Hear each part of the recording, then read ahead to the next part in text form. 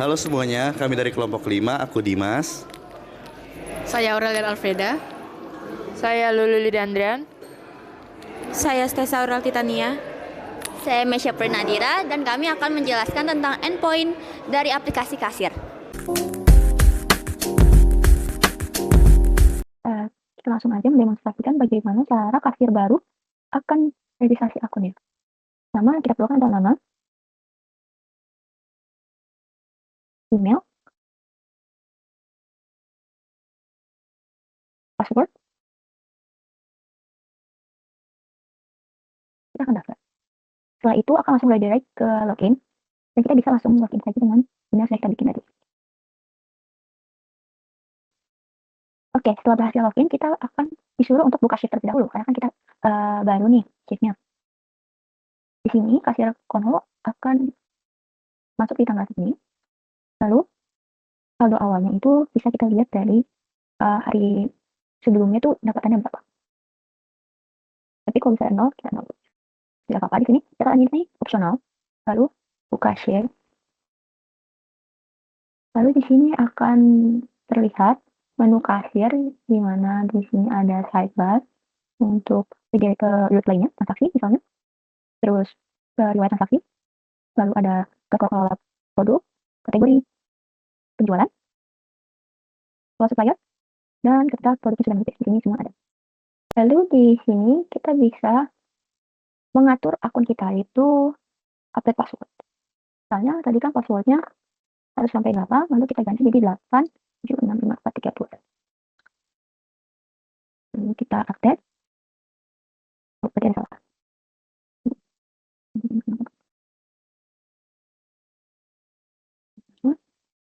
Berhasil, kita coba login kembali dengan password yang sudah kita update. Oke, sudah bisa kembali. Di sini kita bisa tutup shift. Transaksi dan pendaftaran ini akan keluar ketika ada transaksi yang baru dan pendaftaran itu dari total transaksi hari itu. Satu akhir ini tutup shiftnya. Lalu kita ke redirect lagi ke login. Di sini ada juga views buat admin. Ini aku udah nyiapin email admin. Di sini ada page admin. Dimana sini ada total kasirnya. Ini yang lainnya sama saja seperti yang ada di kasir, sedangkan ini ada tambahan lagi. Itu kasir. Dan di sini terdapat total pendapatannya berapa, total transaksinya pada hari itu, dan total produknya. Juga ada lupa password, di mana kita bisa kirim link reset password ke email kasir tersebut. Untuk demonstrasi dari views untuk shift, kasir, dan admin, serta reset password dan update password. Oke, selanjutnya aku akan menjelaskan coding-codingan yang sudah aku buat secara singkat. Di sini itu adalah aku membuat admin controller, lalu juga aku membuat kasir controller, profil controller, dan shift controller. Ini semua adalah controller untuk mengawal di shift, profil, admin, dan kasir. Lalu di sini juga aku sudah membuat dan user baiklah. Dimana shift ini cukup unik karena aku buatnya dimana shiftnya itu ada middleware juga. Lanjut ke sini. Oke, lanjut saja di middleware, dimana admin dan kasir itu ada middleware ya. Admin jadi cuma yang bisa ke dashboard admin itu cuma admin aja, dan yang bisa ke dashboard kasir itu kasir aja. Di sini ada on. Jadi kayak kalau misalnya email untuk kasir backup itu mereka nggak bisa, karena kan di model nanti itu aku akan jelasin juga kenapa nggak bisa ya. Lalu di check shift ini juga di mana nanti kasir akan login dan langsung muncul ini shiftnya. Jadi kayak kita harus check in shiftnya dulu baru bisa masuk ke dashboard. Oke, di sini modelsnya ada user sama shift, di mana user ini aku nggak begitu banyak yang aku ini kan, tapi aku nambahin row, terus aku juga nambahin ini di sini. Oh ya, untuk hash verified ini sebenarnya bisa dikembangkan lagi, tapi karena ini buat dem dulu, jadi tidak di verified dulu ini. Jadi di verified manual dulu di database page nih. Lalu ini ada model dari shiftnya. Lalu di sini ada migrationnya, di mana aku pakai migration awal dari Laravel, tapi aku tambahin juga, aku add row di usernya ini. Jadi sudah aku tambahkan gitu di sini. Lalu di sini aku juga buat table untuk shift. Jadi kayak buat create shiftnya, ini pakai data feeder Di sini aku bikin 10 akun dummy aja buat munculin daftar kasir aja sih. Terus selanjutnya ada views. Di sini ada views dashboard admin, coba nggak jauh beda dari kasir viewsnya. Terus di sini ada profil, kasirnya aku juga nambahin profil. Ini buat yang update password yang ada di demo nanti. Terus di sini juga di kasir ini daftar-daftar kasirnya. Terus selanjutnya authentication, dimana ini buat forgot password yang nanti bakal kalau pakai email asli nanti bakal dikirim link untuk reset password ya, untuk reset password gitu karena kan udah lupa passwordnya. Terus ini ada register. Jadi buat bikin register yang tadi demoin. Terus sini ada reset password. Reset password ini kurang lebih sama sih yang ini. Ya, lalu selanjutnya ke shift. Dimana shiftnya aku cuma ada yang open ini yang tadi buat nambahin kalau harus kalau mau login. Ini kan login nanti masuk buka ini. Ini view loginnya cukup sederhana dan routes yang aku taruh ada di sini. Ini untuk kasir, out, terus di sini aku masukin ceritaku, semua profilnya. Dari sini ke sini itu bagian root authentication login dan lainnya bagian aku. Segitu saja yang bisa aku jelaskan mengenai codingan dan demonstrasi codingan saya. Terima kasih. Halo semuanya, perkenalkan saya Stesa Aurel Titania dengan NIM 535250074 dari kelompok 5. Dalam program pengembangan aplikasi digital ini, fokus utama dan tanggung jawab saya adalah di bagian produk dan inventory management, yang bertanggung jawab untuk mengimplementasikan fitur CRUD atau Create, Read, Update, Delete secara utuh. Dan bisa dilihat pada layar, pertama kita akan klik dulu di web PHP-nya untuk root di produknya. Di sini saya udah buat get password sama delete-nya. Lalu selanjutnya kita akan ke produk controller. Di mana produk controller ini saya juga membuat fungsi model produk asli, lalu tampilan utama katalog produk, yang di dalamnya itu ada fitur untuk ekspor produk, fitur untuk filter kategori, dan urutan otomatis. Urutan otomatisnya itu dari A sampai Z gitu untuk abjadnya. Lalu buka form tambah produk, jadi di sini kita bisa menambahkan produk, terus menyimpan produknya juga dari web database, lalu menerjemahkan kata teks pilihan menjadi angka ID, seperti makanan itu ID-nya 2, minuman itu ID-nya 1, dan alat tulis ID-nya 3.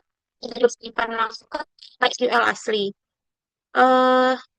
Juga membuka from ubah produk. Di sini jadi kita bisa membuka untuk ubah produknya dan perubahan atau update ke database. Lalu yang terakhir yaitu menghapus produk dari database. Selanjutnya di model ada produk filter HP. Nah itu tuh secara gampangnya itu kayak kartu paspor biar datanya ini bisa diizinkan masuk ke MySQL. Ada nama, kategori, stok, sama harga. Nanti kan immigration ini yaitu nampilin nama produk yang berhubungan dengan kategori. Jadi misalnya puding, kita pengen puding itu dan kita tahu puding itu masuknya pas ke makanan. Jadi dia bakal masuk. Kalau misalnya puding itu masuknya ke makanan, dengan kita tinggal masukin aja filter kategorinya. Terus di sini kita masukin stok juga dan harganya.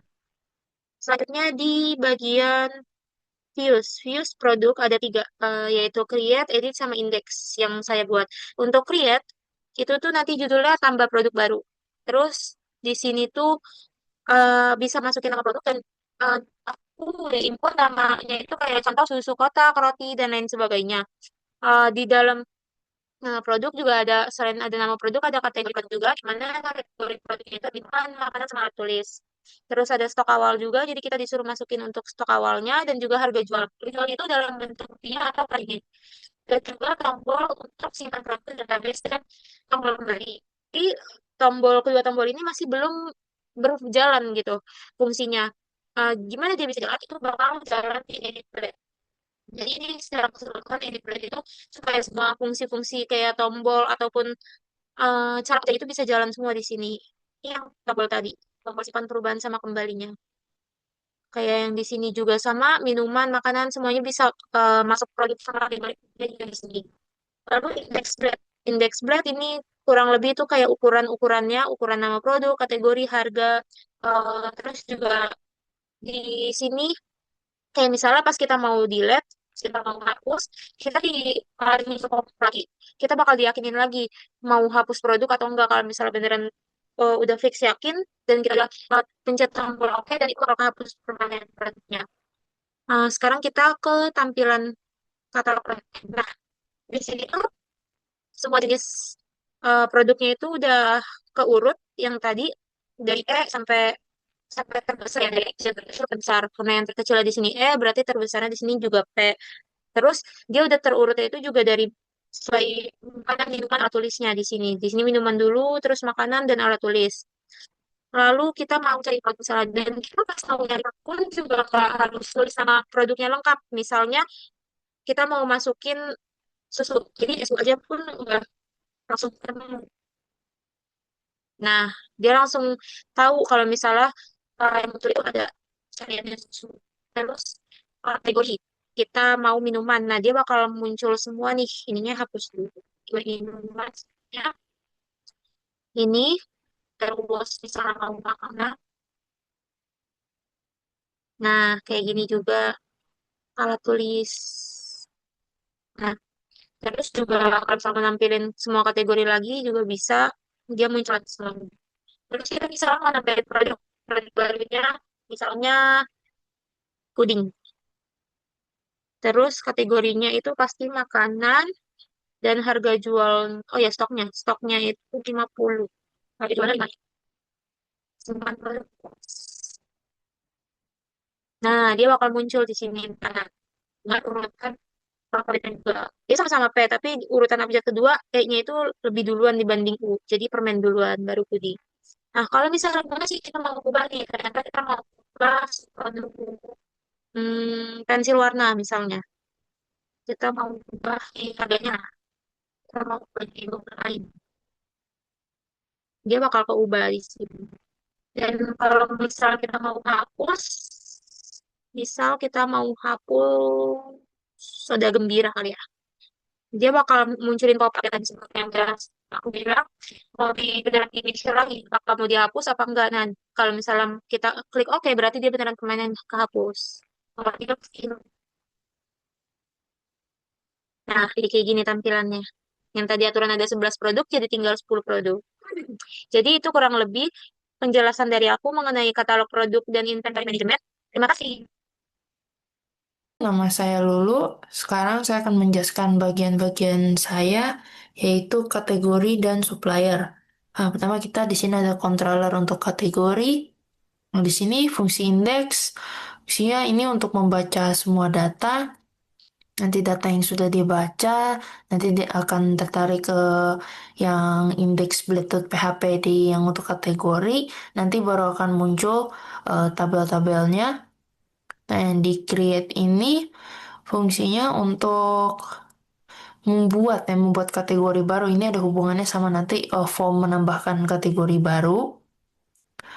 Yang untuk store ini lebih ke ada ngecek datanya, terus habis itu ketika pas user isi semua data di formulirnya, seluruh kotak udah diisi, terus pas pencet tombol simpan, itu akan pokoknya dibungkus jadi as request. Nah, terus habis ini dia bakal simpen datanya untuk edit untuk revisi ya bisa dibuatnya, untuk revisi data yang sudah pernah dibuat sebelumnya. Nah, update ini untuk ya sama sih, lebih kayak menimpa data yang sudah pernah dibuat. Ini destroy ini fungsi ini aktif ketika user mencet tombol ini hapus pada baris tabel. Di sini untuk kategori model kategori. Nah, sekarang untuk controller supplier kurang lebih sama seperti yang kategori tadi, di indeks dan baca data, nanti data akan ditarik ke indeks Blade PHP-nya supplier, nanti muncul tabelnya. Sini juga ada sama create, nanti di supplier juga bisa menambahkan supplier baru. Ini store untuk menyimpan data, ini edit ya, bisa merubah data yang sudah pernah dibuat, update untuk menimpa data yang sudah pernah dibuat. Ini juga sama untuk menghapus data, menghapus yang sudah pernah dibuat. Sekarang yang untuk data tabel. Nah, ini kode untuk yang kategoris, tabel kategoris. Ini kode untuk tabel supplier. Sekarang lanjut ke views. Views untuk kategoris dulu. Pertama, ini tampilan untuk nanti saat form membuat kategori baru. Nanti bakal ada kotak yang bisa diisi. Mengedit untuk merubah apa yang pernah dibuat. Tampilannya sama kayak form buat kategori baru. Ini index blade tampilan pertama kali pas kategori di reach. Nah, untuk supplier ya sama, nanti ada bisa form daftar supplier baru, bisa nanti ada kotaknya, bisa diisi. Edit juga sama untuk merubah data yang sudah pernah dibuat. Nah, index blade ini untuk tampilan pertama kali, nanti tampilan pertama kali saat berhasil koneksi. Nah, untuk kategori tampilannya seperti ini di web. Nah, di sini ada daftar kategori tabelnya. Ini yang sudah berhasil dibuat. Di sini ada tabel list produk. Bisa dilihat produk apa saja yang sudah terdaftar di kategori tersebut. Balik lagi. Di sini bisa membuat kategori baru. Jadi tinggal isi nama, deskripsi, lalu simpan. Kembali. Ini juga bisa diubah. Bisa dihapus juga. Nah, untuk supplier, sini udah ada satu yang berhasil dibuat. Ini juga sama bisa diedit. Bisa dihapus juga. Ini juga sama bisa tambah supplier baru, simpan. Halo semuanya, perkenalkan saya Dimas dari kelompok 5. Di dalam proyek KC ini, saya berfokus pada bagian prioritization dan stock integration. Di sini, saya membuat rute pos, logical control transaksi, integrasi model, hingga seluruh tampilan halaman blade terkait transaksi. Sekarang saya akan mendemonstrasikan fiturnya. Dan di sini adalah tampilan sebagai kasir. Karena kasir itu dapat melihat item yang sangat banyak, jadi saya hanya memberikan 3 contoh saja. Di sini ada Citato, ada Indomil, ada Pocari. Dan di informasi pelanggan ada pelanggan umum saja. Karena di sini belum ada sistem membernya. Dan untuk metode pembayaran saya ada uang tunai atau cash, ada debit card atau kris. Di sini saya tidak integrasikan krisnya dan debit cardnya. Karena biasanya kalau debit card ini connect-nya juga sama mesin ATM-nya. Dan kita di sini hanya uang tunai saja. Di sini contoh saya mau Citato 5 dan Indomie 5 serta Pocari 1. Di sini totalnya adalah 112. Saya akan memberikan contoh jika nominalnya lebih, maka akan muncul uang kembalian. Di sini saya memberi contoh 125 dan sebagai kasir tinggal selesaikan transaksi.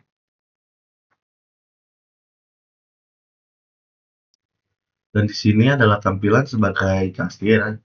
Karena kasir itu dapat melihat item yang sangat banyak, jadi saya hanya memberikan 3 contoh saja. Di sini ada Citato, ada Indomil, ada Pocari. Dan di informasi pelanggan ada pelanggan umum saja. Karena di sini belum ada sistem membernya. Dan untuk metode pembayaran saya ada uang tunai atau cash, ada debit card atau kris. Di sini saya tidak integrasikan krisnya dan debit cardnya. Karena biasanya kalau debit card ini connect-nya juga sama mesin ATM-nya. Dan kita di sini hanya uang tunai saja. Di sini contoh saya mau Citato 5 dan Indomie 5 serta Pocari 1. Di sini totalnya adalah 112. Saya akan memberikan contoh jika nominalnya lebih, maka akan muncul uang kembalian. Di sini saya memberi contoh 125 dan sebagai kasir tinggal selesaikan transaksi. Oke, di sini langsung keluar. Jadi di sini ada invoice-nya. Di sini ada nama toko dan alamat, dan ini nomor invoice. Lalu ini ada kasir, siapa yang melayani. Di sini karena saya yang bertugas sebagai urus transaksi, jadi saya masukin aja kasir Dimas. Tipe pelanggannya pelanggan umum. Nah, ini jumlahnya sesuai yang tadi kita masukkan. Lalu ada total belanjanya, jumlah yang kita bayar, dan ini uang kembalian yang harus dikembalikan kepada pembeli. Lalu kita coba, ini sudah ada 2. Lalu kita coba untuk membatalkan apakah stoknya bertambah atau tidak. Sebelumnya kita cek dulu 38, 20, 41. Coba kita batalkan. Refresh. Nah, ini otomatis bertambah sesuai yang kita batalkan tadi. Sekarang coba kita batalkan. Nah, di sini sudah kosong. Nah, ini sudah kembali normal, ada 50, 30, 45. Sekarang kita coba, misalkan dia uangnya kurang nih.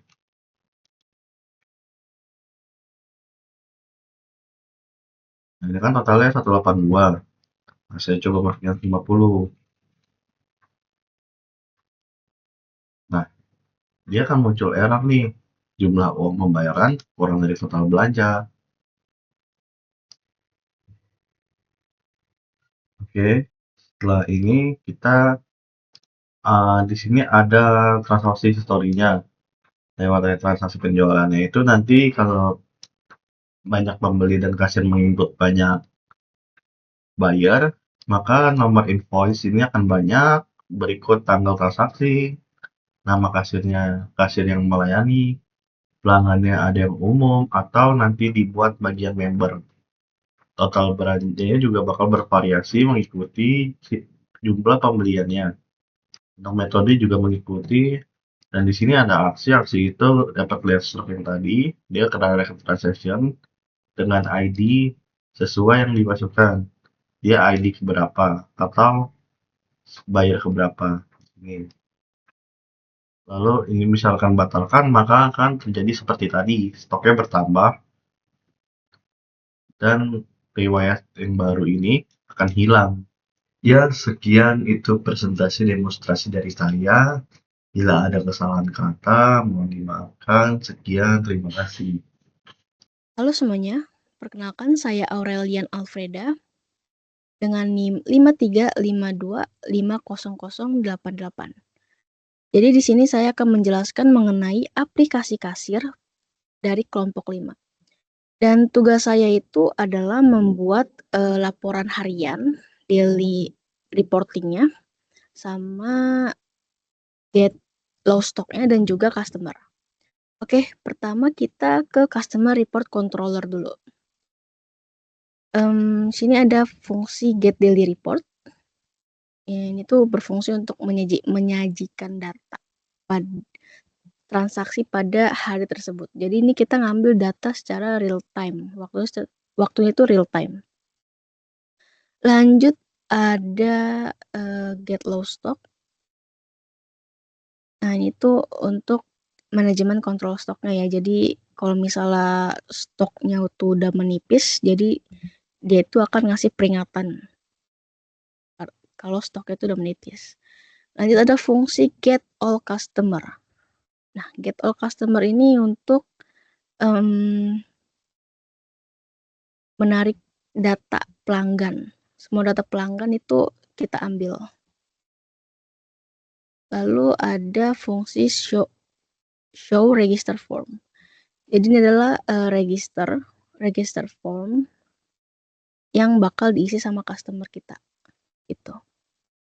Lanjut ada register customer. Nah, ini kalau mau register ya,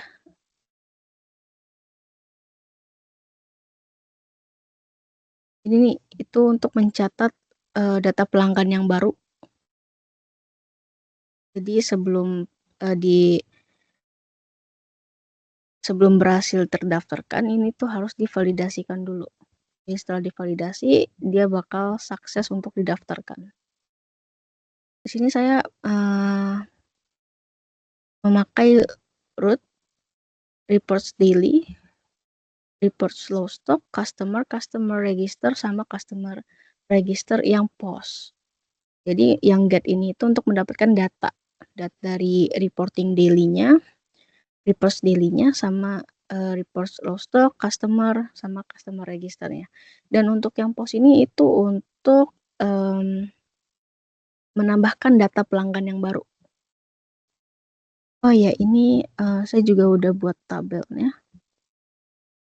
Ada ini. Kita ke model customer dulu. Ya, ini untuk model customernya. Untuk register itu ada name, email, sama phone dan address-nya. Nah, ini untuk model dari reportnya seperti ini. ID, total amount, nama statusnya. Oke. Untuk fuse blade customernya itu ada dailyblade.php. Ini tuh berfungsi, jadi ini tuh halaman sebagai dashboard analitik dan omset hariannya ya. Ini ada total pendapatan harian, total transaksi, ada ini udah lengkap banget, udah ada waktu, invoice, metode pembayaran, nama total belanjanya. Oke, lanjut kita ke lowstockblade.php. Oke, ini tuh sistem monitoring untuk kasir dan admin gitu. Jadi kalau misalnya datanya itu udah di bawah 10 atau yang stoknya udah menipis, dia bakal ada low stocknya. Data low stocknya ini peringatan stok yang udah menipisnya. Ini ke index blade-nya, ini tuh untuk menampilkan seluruh pelanggan. Daftar member pelanggan ini untuk menampilkan daftar member pelanggan keseluruhan. Ini di daftar itu udah tertera nomor, nama lengkap, email, alamat, dan segala macamnya. Nah, untuk yang register ini tuh untuk mendaftarkan pelanggan baru, member. Untuk register member atau pelanggan baru.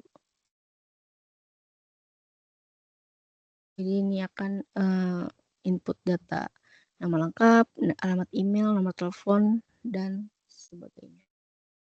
Register member kasir. Oke, kita langsung aja lihat di kasirnya. Oke, kita lihat dulu yang laporan. Ini untuk yang reporting hariannya ya. Untuk hari ini memang belum ada transaksi hariannya. Ini masih kosong transaksi hariannya karena memang belum ada transaksinya. Terus kita ini untuk peringatan stok menipisnya. Nah, kebetulan mie samyang itu stoknya tuh udah 5 pieces. Jadi ini peringatannya untuk stok yang udah menipis. Kita lanjut ke customer. Kalau pelanggan. Customer. Kalau misalnya kasir mau nambah member pelanggan gitu ya, bisa langsung dari sini untuk penambahan membernya. Jadi itu adalah 3 tugas yang saya kerjakan. Itu ada reporting daily, sama low stock daily, dan juga customernya. Terima kasih.